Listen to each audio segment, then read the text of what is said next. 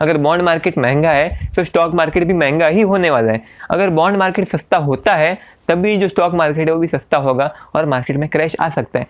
So hello welcome guys, मेरा सकानी आपका हमारे चैनल पे इन्वेस्टमेंट्स पे हार्दिक स्वागत करता हूँ। ठीक है, सो बहुत दिनों बाद मैं फेस के वाला वीडियो बना रहा हूँ। सो भी आप देख सकते हैं कि मैं बहुत बदल चुका हूँ, थोड़ा मीन्स बाल कटवा दिया, ये सब हो गया क्योंकि मीन्स मेरी नानी एक्सपायर हो गई थी, जिसकी वजह से मुझे टकरा होना पड़ा। ठीक है, सो मीन्स आप इसको इग्नोर कर दीजिए प्लीज़। आप सोचे कि मेरे बाल है, ठीक है, मीन्स ध्यान में दीजिए यहाँ पे। ठीक है, सो आज का जो वीडियो होने वाला है उस पर हम आपको बेसिकली ये बताने वाले हैं कि ये जो स्टॉक मार्केट है क्या वो बबल में है। ठीक है, सो मीन्स कभी भी कोई भी इन्वेस्टर होता है उसके सामने एक बहुत बड़ा क्वेश्चन होता है कि क्या अभी हमें यहाँ पे इन्वेस्ट करना चाहिए मार्केट में या फिर इन्वेस्ट नहीं करना चाहिए। सो इसलिए हम हमेशा जानना चाहते हैं कि ये जो स्टॉक मार्केट है क्या वो ओवर वैल्यूड है, क्या वो एक बबल में है। ठीक है, सो आज के इस वीडियो में हमको इसी चीज़ का एक क्वेश्चन का जवाब देने वाले कि क्या स्टॉक मार्केट बबल में है। ठीक है, और मेरे हिसाब से आप जो सोच रहे हो वैसा आंसर बिल्कुल नहीं है। सो ये जो मार्केट है वो किससे चलते हैं? मार्केट बेसिकली दो चीज़ों से चलता है, एक है इमोशन और एक है लिक्विडिटी। ठीक है, लिक्विडिटी यानी क्या? लिक्विडिटी यानी बेसिकली कैश यानी पैसा। ठीक है, सो अगर मार्केट में पैसा ज़्यादा है, ठीक है, हमें पता है कि मीन्स अगर समझ जाए कोई कंट्री है, जैसे अगर हम इंडिया की बात करेंगे, सो अगर इंडिया में पैसा ज़्यादा है सो उससे इन्फ्लेशन होगा, यानी जो चीज़ों की प्राइस है वो बढ़ने वाली है। ठीक है, सो वैसे ही स्टॉक मार्केट में भी अगर पैसा ज़्यादा हो जाएगा सो स्टॉक मार्केट में स्टॉक इन्फ्लेशन होगा, यानी जो स्टॉक्स हैं उनकी प्राइस बढ़ जाएगी। ठीक है, तो भी हमें पता चल चुका है कि मार्केट में अगर पैसा ज़्यादा होगा या फिर मार्केट में इमोशंस अच्छे होंगे यानी पॉजिटिव इमोशंस होंगे सो मार्केट ऊपर जाएगा, या फिर अगर मार्केट में नेगेटिव इमोशंस होंगे या फिर पैसा कम होगा सो मार्केट नीचे जाएगा। सो अभी के मामले में क्या है, यानी अभी 2021 में मार्केट में क्या है, मीन्स पैसा ज़्यादा है या फिर इमोशन अच्छे हैं। अभी फिलहाल जो इमोशंस हैं वो मिक्स्ड हैं, सो पॉजिटिव न्यूज़ भी है, नेगेटिव न्यूज़ भी है। सो जो इमोशंस है वो बहुत मिक्स्ड है, यानी बेसिकली इमोशंस पॉजिटिव भी नहीं है ज़्यादा और ज़्यादा नेगेटिव भी नहीं है। ठीक है, सो जो इमोशंस है वो मिक्स्ड है, लेकिन यहाँ पे जो डिसाइडिंग फैक्टर है वो है लिक्विडिटी, यानी यहाँ पे लिक्विडिटी कैसी है। और लिक्विडिटी अभी के जो मार्केट में है वो बहुत ज़्यादा है, यानी बेसिकली इतनी लिक्विडिटी मेरे हिसाब से मीन्स मैंने अब तक इसके पहले कभी भी इतनी लिक्विड मार्केट नहीं देखी। ठीक है, तो यानी मार्केट में लिक्विडिटी बहुत ज़्यादा है, यानी मार्केट में कैश बहुत ज़्यादा है, जिसके वजह से जो मार्केट है वो ऊपर जाते जा रही है। ठीक है, सब मार्केट में कैश आता कहाँ से? जो हम रिटेल इन्वेस्टर्स हैं, जो हाई नेटवर्थ इन्वेस्टर है, और जो इंस्टीट्यूशनल इन्वेस्टर्स हैं, यानी जैसे म्यूचुअल फंड है या फिर इंश्योरेंस कंपनियां है, इंडिया की म्यूचुअल फंड, इंडिया की इंश्योरेंस कंपनियां और बाहर की म्यूचुअल फंड और बाहर की इंश्योरेंस कंपनियां, वो सब लोग मिलकर मार्केट में पैसा डालते हैं। ठीक है, और मेरे हिसाब से आप सोच सकते हो, अपने हिसाब से भी सोच सकते हो कि हम सब यानी जो रिटेल इन्वेस्टर होते हैं हम सब लोग मार्केट का एक बहुत छोटा हिस्सा होते हैं, यानी हम ज़्यादा से ज़्यादा 1 लाख डालेंगे, 5 लाख डालेंगे, 6 लाख डालेंगे।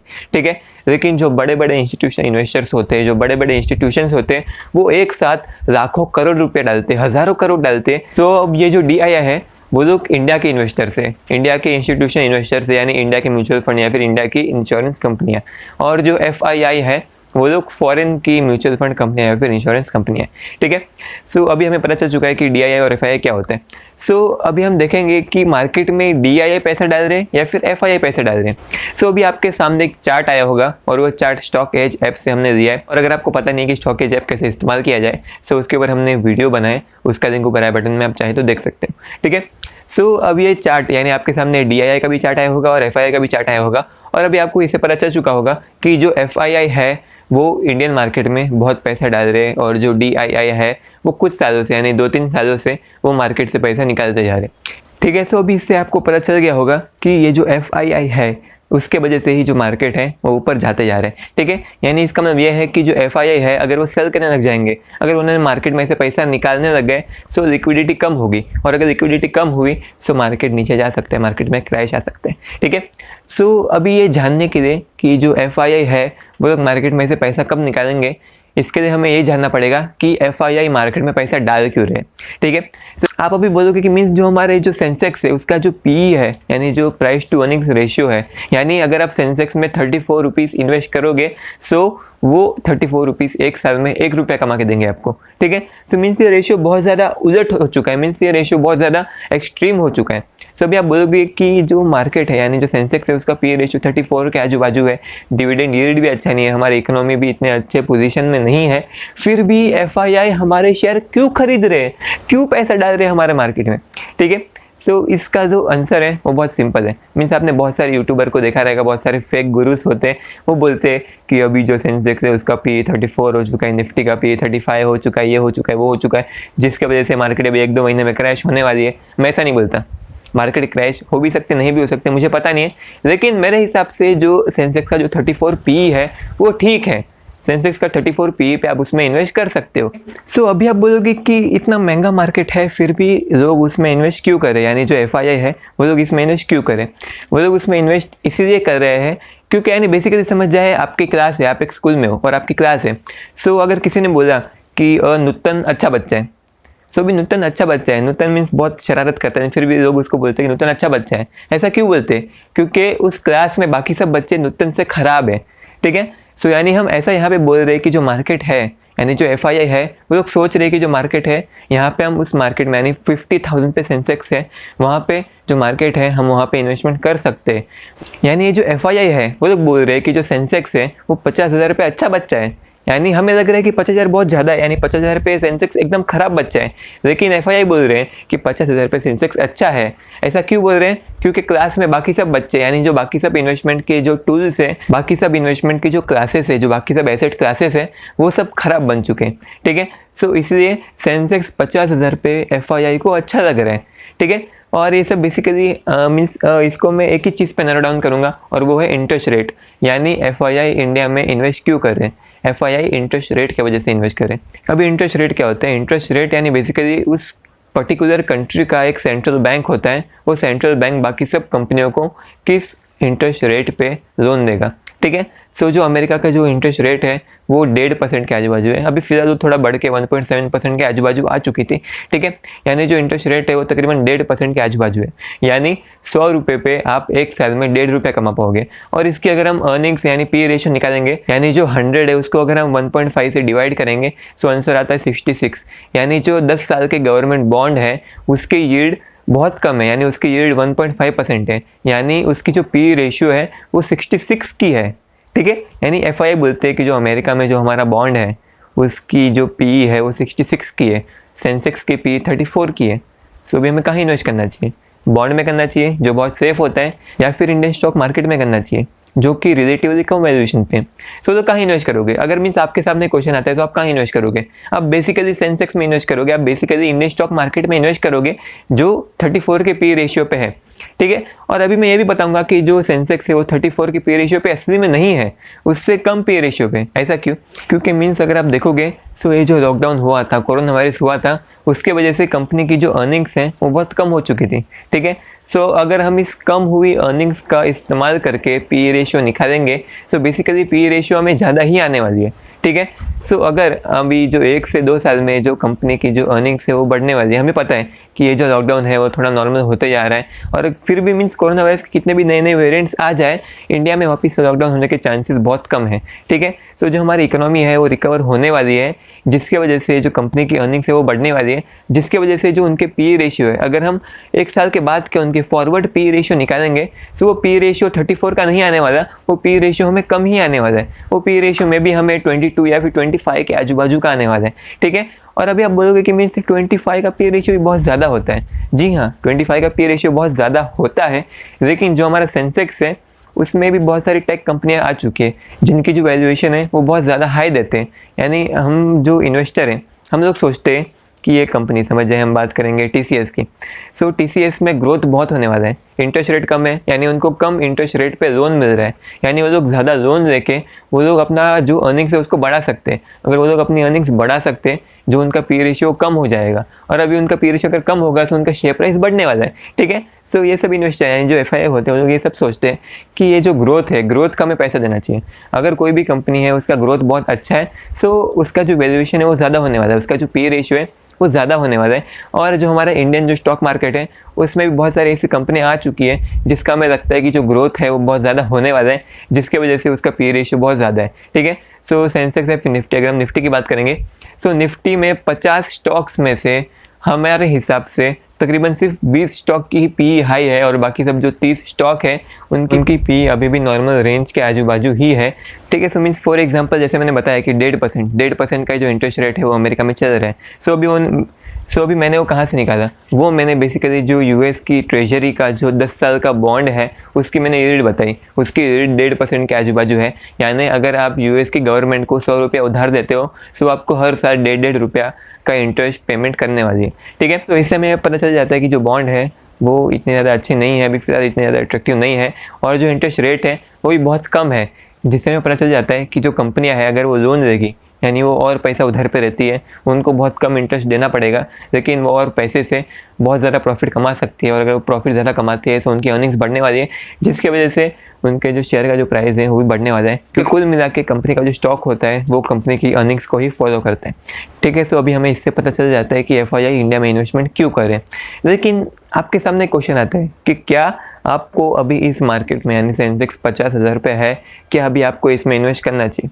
मेरे हिसाब से जो अभी स्टॉक की वैल्यूएशन है वो ग्रे जोन में है, यानी वो ज़्यादा हाई भी नहीं है, ज़्यादा लो भी नहीं है, यानी वो बेसिकली मीन्स एकदम मिडिल में, एकदम बीच में आ चुकी है, लेकिन मीन्स बीच में थोड़ा हाई है, मीन्स थोड़े हाई रेंज पे है, लेकिन अभी हम इसको बबल में नहीं बोल सकते, यानी जो इंडियन स्टॉक मार्केट है वो बबल में बिल्कुल भी नहीं है, ठीक है। तो हम ये कंक्लूजन पे पहुंचते हैं कि जो इंडियन स्टॉक मार्केट है वो बबल में नहीं है, ठीक है। मीन्स बबल का मतलब क्या होता है? बबल का मतलब यह है कि मार्केट एज अ होल, यानी इंडिया की जो पूरी स्टॉक्स है, यानी जितने भी स्टॉक्स है, यानी 5,500 कंपनियां जो इंडिया में लिस्टेड है, वो सबकी वैल्यूएशन बहुत ज़्यादा हाई होनी चाहिए, वो सबका पी रेशियो बहुत हाई होना चाहिए, लेकिन ऐसा बिल्कुल भी नहीं है, जिसकी वजह से हम ये कंक्लूड करते हैं कि इंडिया एक बबल में नहीं है, ठीक है। सो अभी आपको इसमें इन्वेस्ट करना चाहिए, बिल्कुल आप इसमें इन्वेस्ट कर सकते हो। मीन्स अभी बहुत सारे स्टॉक है, जैसे मैंने आपको बताया कि इंडिया में बहुत सारे स्टॉक है जिनकी जो वैल्यूएशंस है वो ज़्यादा नहीं हुई है, यानी 5,500 कंपनियों में से मेरे हिसाब से सिर्फ 500 कंपनियों की पी रेशियो बहुत ज़्यादा हाई हो चुके, लेकिन जो बाकी की 5,000 कंपनियाँ हैं उनकी पी रेशियो बहुत कम है। सो आप उसमें इन्वेस्ट कर सकते हो। सो आप बेसिकली स्मॉल कैप या फिर मिड कैप में इन्वेस्ट कर सकते हो, लेकिन जो लार्ज कैप है उनका पी रेशियो बहुत ज़्यादा हाई हो चुका है, ठीक है। सो मेरे हिसाब से आप अभी भी स्टॉक में इन्वेस्टमेंट कर सकते हो, आपको बिल्कुल स्टॉक में इन्वेस्टमेंट करनी चाहिए। क्रैश आ सकता है, जी हाँ। मीन्स आपके सामने रिस्क क्या होंगे? रिस्क आपके सामने ये होंगे कि अगर जो मैंने बताया 10 साल का जो यूएस का बॉन्ड है, अगर उसकी यील्ड बढ़ जाती है, यानी उसका जो इंटरेस्ट रेट है वो बढ़ जाता है, अगर वो 1.5% से बढ़ के समझ जाए 3% हो गया, सो बेसिकली अगर वो 3% हो गया तो उसका पी रेशियो हाफ हो जाएगा, यानी उसका पी रेशियो 33 का हो जाएगा। और अगर हमारे सेंसेक्स का पी रेशियो 34 रहा, सो इन्वेस्टर क्या सोचेंगे, यानी जो एफआईआई है वो लोग क्या सोचेंगे कि सेंसेक्स का पी रेशियो 34 का है और जो यूएस का 10 साल का बॉन्ड है उसका पी रेशियो 33 का है। सो अभी वो लोग इंडियन मार्केट से पैसा निकाल के वो लोग यूएस के बॉन्ड में डालेंगे, जिसके वजह से हमारे जो इंडिया का जो मार्केट है, स्टॉक मार्केट है, उसमें पैसा कम हो जाएगा, यानी उसमें लिक्विडिटी आ जाएगी, यानी उसमें लिक्विडिटी कम हो जाएगी, जिसके वजह से मार्केट में क्रैश आ सकता है, ठीक है। सो ये क्रैश बबल की वजह से आने वाला क्रैश बिल्कुल नहीं होगा, यह क्रैश लिक्विडिटी की वजह से आने वाला क्रैश होने वाला है, ठीक है। सो अभी इसमें रिस्क यही है कि अगर जो इंटरेस्ट रेट है वो बढ़ जाता है तो मार्केट में क्रैश आ सकता है। तो सबसे पहला रिस्क यही है कि इंटरेस्ट रेट बढ़ेगा, बॉन्ड यील्ड बढ़ेगा, और जो दूसरा रिस्क है वो है इन्फ्लेशन बढ़ेगा, क्योंकि अगर जो महंगाई बढ़ेगी तो उसके साथ ही साथ जो इंटरेस्ट रेट है वो भी बढ़ने ही वाला है, क्योंकि अगर समझ जाए इन्फ्लेशन 3% के आजू बाजू है, सो 3% के इन्फ्लेशन रेट पे आप बेसिकली जो इंटरेस्ट रेट है वो 1.5% का नहीं दे सकते हो। सो गवर्नमेंट को अपना जो इंटरेस्ट पेमेंट है यानी जो इंटरेस्ट रेट है उसको भी बढ़ाना पड़ेगा, ठीक है। सो अगर जो इन्फ्लेशन है वो बढ़ता है या फिर इंटरेस्ट रेट बढ़ता है या फिर यूएस के 10 साल की या फिर समझ जाए 30 साल की 15 साल की गवर्नमेंट बॉन्ड की यील्ड बढ़ती है, सो मार्केट में क्रैश आ सकता है, ठीक है, ठीक है। सो इससे हमें पता क्या चलता है? इससे हमें पता यही चलता है कि बेसिकली हमें इन्वेस्टमेंट ऐसी कंपनी में करना चाहिए, यानी बेसिकली हमें उन कंपनियों में इन्वेस्टमेंट नहीं करना चाहिए जिस पे इन्फ्लेशन का गलत प्रभाव होता है, यानी बेसिकली ऐसी कंपनियां जो मीन समझ जाइए इन्फ्लेशन बढ़ रही है, यानी चीज़ों की प्राइस बढ़ रही है, लेकिन वो लोग का जो रेवेन्यू है वो बढ़ नहीं पा रहा है, उनका जो प्रॉफिट मार्जिन है वो कम होते जा रहा है, वो लोग जो बढ़ी हुई प्राइस है वो कस्टमर को एक्सटेंड नहीं कर पाते। सो ऐसी कंपनी में हमें इन्वेस्टमेंट नहीं करनी चाहिए। सो ऐसी कंपनी कौन सी हुई? ऐसी कंपनी जैसे अगर हम बात करेंगे OMC यानी ऑयल मार्केटिंग कंपनियाँ, ये सब जो बेसिकली गवर्नमेंट है उसको ओन करती है, गवर्नमेंट ये सब कंपनियों को ओन करती है। जैसे अगर हम ऐसी कंपनियों का नाम लेंगे, सो इंडियन ऑयल, BPCL, ये सब जो कंपनियाँ हैं वो सब पेट्रोल बनाती है, डीजल बनाती है और मीन्स वो लोगों को बेचती है। सो अगर जो क्रूड ऑयल है उसके प्राइस में अगर इंक्रीज़ हुआ, लेकिन ये लोग जो कंपनियाँ है जो OMC है वो लोग इस प्राइस इंक्रीज़ को जो नॉर्मल जनता है उसको पास नहीं कर पाएंगे, क्योंकि सरकार नहीं चाहेगी कि जो पेट्रोल का प्राइसेस है वो 100 या फिर 120 रुपये टच करें, ठीक है, जिसकी वजह से इनका जो मार्जिन है वो कम हो जाएगा, ठीक है। सो इसीलिए मेरे हिसाब से आपको ऐसी कंपनियों में इन्वेस्टमेंट नहीं करना चाहिए जहाँ पे इन्फ्लेशन का गलत प्रभाव पड़ता है। इसलिए आपको इन्फ्लेशन प्रूफ बिजनेस में इन्वेस्ट करना चाहिए। अब इन्फ्लेशन प्रूफ बिजनेसेस कौन से होते हैं? इन्फ्लेशन प्रूफ बिजनेसेस ऐसे होते हैं जहाँ पे अगर समझ जाए जो महंगाई है वो बढ़ रही है, तो महंगाई के साथ ही साथ आप जो अपने प्रोडक्ट है उसका प्राइस भी बढ़ा सकते हो। जैसे अगर हम बात करेंगे अल्कोहल बिजनेस, जो मीन्स बियर होते हैं या फिर अल्कोहल होते हैं, दारू होते हैं, वो सब की अगर प्राइस बढ़ेगी लोग फिर भी उसको खरीदने वाले हैं, क्योंकि मीन्स उनको तलब रखती है, उनको मीन्स वो चीज़ की आदत पड़ चुकी है। या फिर सिगरेट बिजनेस, तो ऐसे सब बिजनेस में आप इन्वेस्टमेंट कर सकते हो। ठीक है। सो अभी इस वीडियो से हमें सीखने क्या मिलता है? इस वीडियो से हमें सीखना ये मिलता है कि जो इंडियन मार्केट है अभी वो बबल में नहीं है, आप अभी भी इसमें इन्वेस्टमेंट कर सकते हो, लेकिन आपको अभी भी इन्फ्लेशन प्रूफ बिजनेसेस में इन्वेस्ट करना चाहिए। और साथ ही साथ आपको अभी नहीं, हमेशा मीन्स आप जब भी इन्वेस्टमेंट करते हो आपको वो इन्वेस्टमेंट इन्फ्लेशन प्रूफ बिजनेसेस में ही करनी चाहिए। ठीक है। सो आपको ये दो चीज़ इससे सीखने मिलती है। जो तीसरी चीज़ है वो क्या सीखने मिलती है? तीसरी चीज़ आपको ये सीखने मिलती है कि आप कभी भी जो स्टॉक मार्केट है उसको देखते हो, सो आपको स्टॉक मार्केट को बाकी सब एसेट क्लास के रिलेटिव में देखना चाहिए। यानी जो बॉन्ड मार्केट है वो कैसा चल रहा है। अगर बॉन्ड मार्केट सुस्त पड़ा है, यानी बॉन्ड मार्केट अच्छा नहीं चल रहा है, तो जो स्टॉक मार्केट है आप उसको भी एक्सपेक्ट नहीं कर सकते हो कि स्टॉक मार्केट अच्छा चलेगा। अगर बॉन्ड मार्केट महंगा है तो स्टॉक मार्केट भी महंगा ही होने वाला है। अगर बॉन्ड मार्केट सस्ता होता है तभी जो स्टॉक मार्केट है वो भी सस्ता होगा और मार्केट में क्रैश आ सकता है। सो आप कभी भी स्टॉक मार्केट को देखते हो तो आपको स्टॉक मार्केट को बाकी सब जो बॉन्ड मार्केट है, जो गोल्ड मार्केट है, जो रियल एस्टेट है, उसके रिलेटिव में ही देखना चाहिए। आपको स्टॉक मार्केट को कभी भी एब्सोल्यूट टर्म्स में नहीं देखना चाहिए। ठीक है। और आप प्लीज़ हमारे चैनल को सब्सक्राइब कर देना, क्योंकि अगर आपने हमारे चैनल को सब्सक्राइब नहीं किया तो बेसिकली हम ये सब जो वीडियो बनाएंगे लेकिन आपको वो सब वीडियो का नोटिफिकेशन नहीं मिलेगा, सो आप वो सब वीडियो नहीं देख पाओगे। तो इसलिए प्लीज़ आप चैनल को सब्सक्राइब कर दीजिएगा, बाजू में बेल आइकन है उसको भी दबा दीजिएगा, ताकि हमारे चैनल पे कोई भी नई वीडियो आएगी उसकी नोटिफिकेशन सबसे पहले आपके पास आएगी। और आप प्लीज़ हमारे वीडियो को लाइक कर देना। ठीक है। क्योंकि मीन्स अगर आप हमारे वीडियो को लाइक करते हो तो बेसिकली जो हमारी वीडियो है वो और प्रमोट होती जाती है, यानी जो यूट्यूब की जो एल्गोरिदम है वो उसे और फेमस करती जाती है। यानी जितने ज़्यादा लोग उसको लाइक करेंगे उतनी ज़्यादा ही हमारे चैनल को हेल्प होने वाली है। ठीक है। सो अगर आपको हमारे चैनल पसंद है तो आप प्लीज़ इस वीडियो को लाइक कर देना। ठीक है। So thank you so much इस लाइक का बटन दबाने के लिए, थैंक यू सो मच इस वीडियो को देखने के लिए। अभी हम चलते हैं और मिलेंगे आपसे नेक्स्ट वीडियो में। ठीक है। Thank you so much.